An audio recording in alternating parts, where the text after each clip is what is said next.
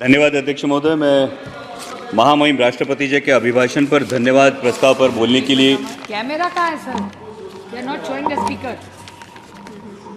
No, it is okay. They are showing. Carry on. धन्यवाद अध्यक्ष महोदय। मैं महामहिम राष्ट्रपति जी के अभिभाषण पर धन्यवाद प्रस्ताव पर बोलने के लिए मेरी पार्टी राष्ट्रवादी कांग्रेस शरद चंद्र पवार पार्टी की तरफ से खड़ा हूं, जिस पार्टी को चिल्ला कर हम ओरिजिनल है ये कहने की नौबत नहीं आती, क्योंकि महाराष्ट्र की जनता ने फैसला कर दिया है कौन असली है और कौन नकली है। राष्ट्रपति जी ने जिन उपलब्धियों का उल्लेख किया उसके लिए मैं सरकार का अभिनंदन करता हूं, लेकिन कुछ बुनियादी सवाल है अध्यक्ष महोदय। जब 5वें नंबर की हमारी अर्थव्यवस्था, ये गौरवशाली बात है, लेकिन देश ये भी जानना चाहता है कि देश पर कर्जा कितना है, देश पर बोरोइंग्स कितनी है और देश के सकल उत्पाद के ये बोरोइंग्स कितनी फीसदी है और ये ऋण कब तक और कैसे चुकाया जाएगा। हमारी मराठी में कहावत है, ऋण काढून सण फार काळ साजरा करता येत नाही। और इसलिए दूसरी बात है, महामहिम राष्ट्रपति जी ने जो कही कि 80 करोड़ देशवासियों को मुफ्त राशन दिया जा रहा है, तो 5वीं अर्थव्यवस्था के लिए क्या ये भूषणावह है? और दूसरा सवाल ये खड़ा होता है कि बावजूद इसके हंगर इंडेक्स में भारत का स्थान 125 देशों में 111वां है, जो पाकिस्तान, नेपाल, बांग्लादेश और श्रीलंका से भी नीचे है।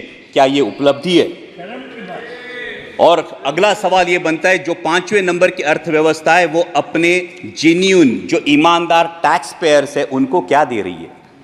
ये टैक्स पेयर्स को अपने बच्चों को शिक्षा के लिए प्राइवेट स्कूल में भेजना पड़ता है, उनको अपने हेल्थ के लिए हेल्थ इंश्योरेंस निकालना पड़ता है। सर, नौबत तो ये है कि जब नॉर्मल मिडिल क्लास आदमी बाइक खरीदने जाता है तो उसको 28% जीएसटी देना पड़ता है, लेकिन इस देश में जो कोई हेलीकॉप्टर खरीदना चाहता है उसको सिर्फ 5% जीएसटी है। तो क्या ये उपलब्धि है? ये हर देशवासी के लिए अर्थव्यवस्था है? ये सबसे बड़ी बात है। और इसीलिए यह सवाल बनता है कि जब अर्थव्यवस्था क्या सही में सुदृढ़ है या सिर्फ यह सूजन है जिसे सुदृढ़ता बताया जा रहा है।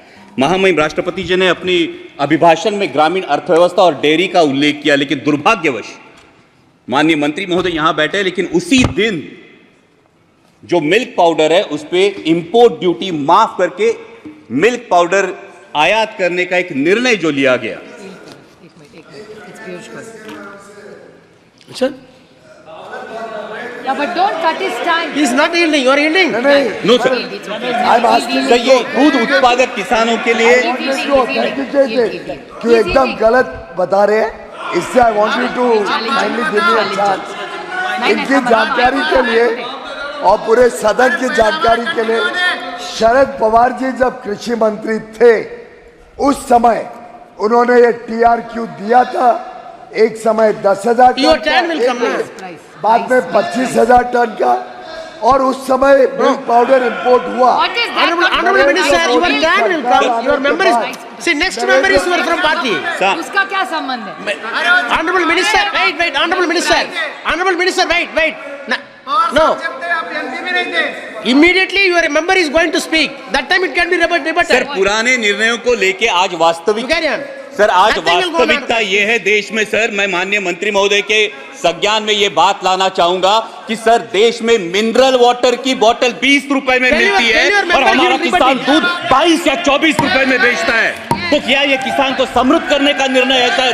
Yes. सर, मिनरल वाटर की बोतल 20 रुपए में बिकती है और हमारा किसान जो अपने पशुओं को पालता है उसको दूध बेचना पड़ता है 22 या 24 रुपए किलो में। तो क्या ये किसान के साथ न्याय हो रहा है? ये इसका जवाब किसान चाहता है।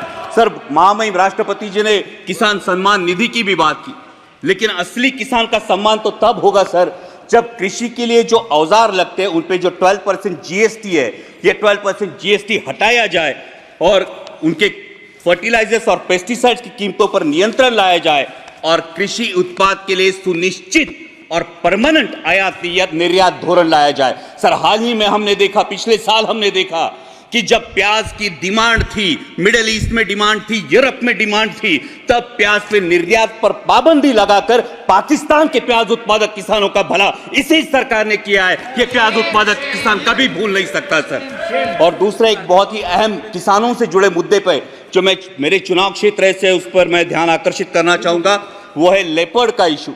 सर, मेरे चुनाव क्षेत्र में जुन्नर वन विभाग के क्षेत्र में 700 लेपर्ड्स का अधिवास है सर, 700 लेपर्ड्स।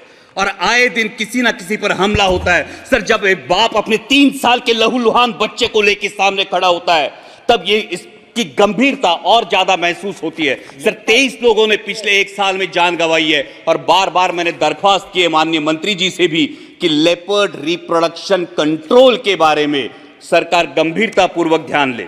महामहिम राष्ट्रपति जी ने अपने अभिभाषण में इंफ्रास्ट्रक्चर की भी बात की।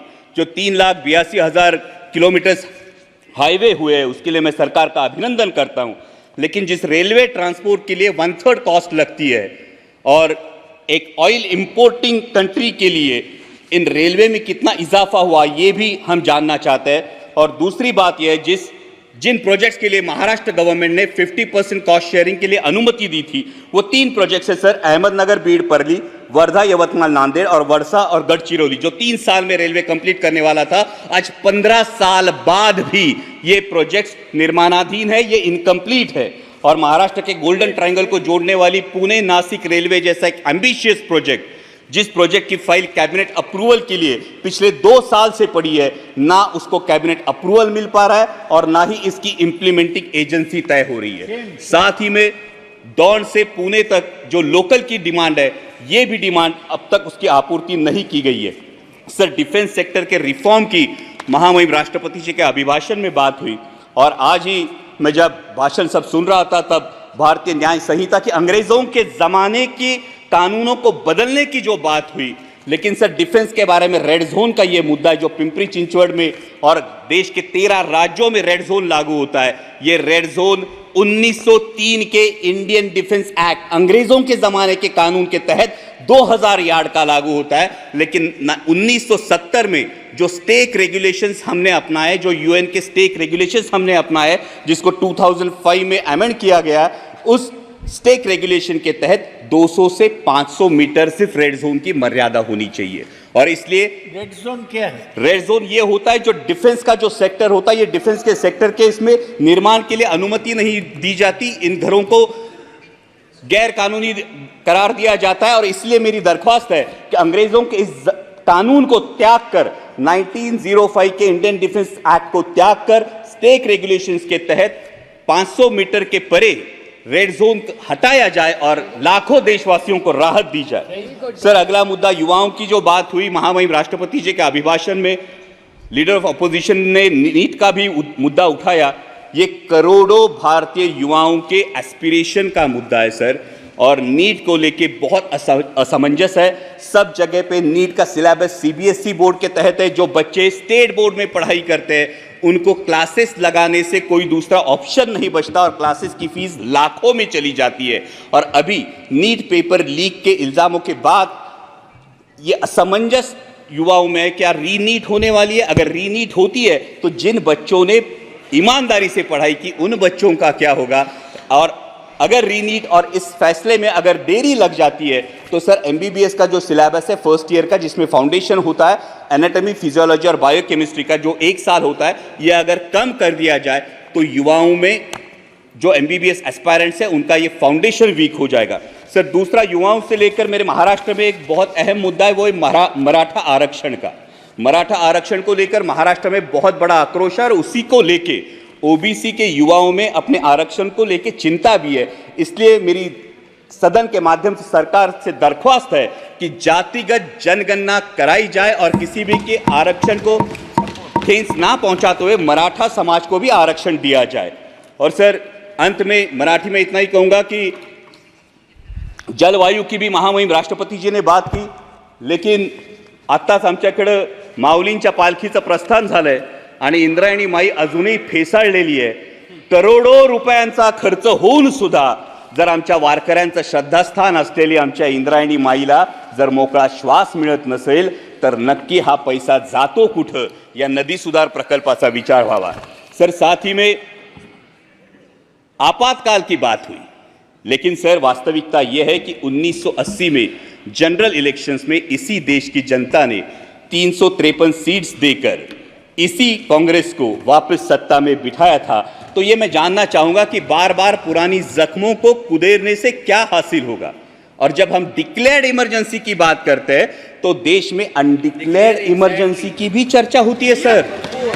कुछ सालों पहले सर शोले करके एक मूवी आई थी, उसमें एक डायलॉग था, शायद आपको भी याद होगा, कि दूर किसी दराज में जब बच्चा रोता है तो मां कहती है सो जा वरना गब्बर आ जाएगा। सर हालात ऐसे थे कि जब विपक्ष का कोई नेता सरकार के खिलाफ बोलता है तो उसको बोला जाता है चुप हो जा, सरकार के खिलाफ मत बोल वरना ईडी सीबीआई या इनकम टैक्स आ जाएगा। सर इस इनडिक्लेयर्ड इमरजेंसी का क्या? Sir 2 minute Please, one more speaker is there. Yes sir. One more speaker is sir for जब party. नेता Please तोड़ो wind up, please wind party up. फोड़ो लेकिन विपक्ष मत रहने दो, ये बात होती है। सर जब लीडर ऑफ अपोजिशन ने डर की बात की तो महाराष्ट्र में भी बात हुई थी। 27 जून को माननीय प्रधानमंत्री जी ने भोपाल में भाषण किया था, तब उन्होंने नेचुरली करप्ट पार्टी जिस पार्टी को बोला था, जिन पर इल्जाम लगाए थे, उन्हीं हमारे साथियों को लेकर आज महाराष्ट्र में सरकार बनी है। तो सत्ता पक्ष ये कहे कि उनकी नैतिकता कहां गई। लेकिन अंत में मैं देश की जनता का आभार करूंगा। सर लास्ट पॉइंट, देश की जनता का आभार करूंगा क्योंकि उन्होंने पूर्ण बहुमत नहीं दिया और यह दिखा दिया कि तुम भारत कहो या इंडिया। सर 1 मिनट सिर्फ, लास्ट मिनट, तुम भारत कहो या इंडिया, मैं वही हूं जो अपने कर्म पर विश्वास रखता हूं। मैं वही हूं जो मंदिर मस्जिद मंगल सूत्र से ज्यादा देश की एकता को अहमियत देता हूं। मैं वही हूं जो राजतंत्र से ऊपर लोकतंत्र को मानता हूं, ठेकेदारों से ज्यादा पहरेदारों पर भरोसा करता हूं।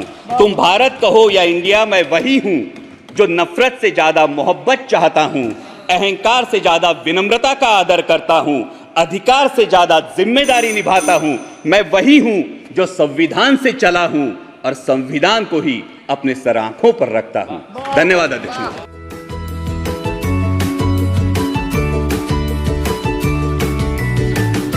बातम्या शेतीच्या, बातम्या मातीच्या, बातम्या अन्यायाच्या, गुन्हेगारीच्या,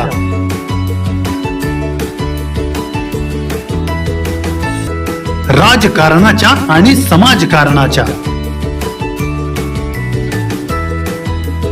शोषणाविरुद्ध बुलंद आवाज, जनसामान्यांच्या हुंकाराची गाज, सत्कार्याला प्रोत्साहन, दुष्कृत्याला अनुशासन, निर्भीड, निस्पृह, सडेतोड, बेधडक आणि रोखटोक म्हणजेच विघ्नहर टाइम्स, शोध बातमीचा, ध्यास सत्याचा। आपलं चॅनल, आपली बातमी। सबस्क्राईब तर कराच, पण बेल आयकॉनवर क्लिक करायलाही विसरू नका।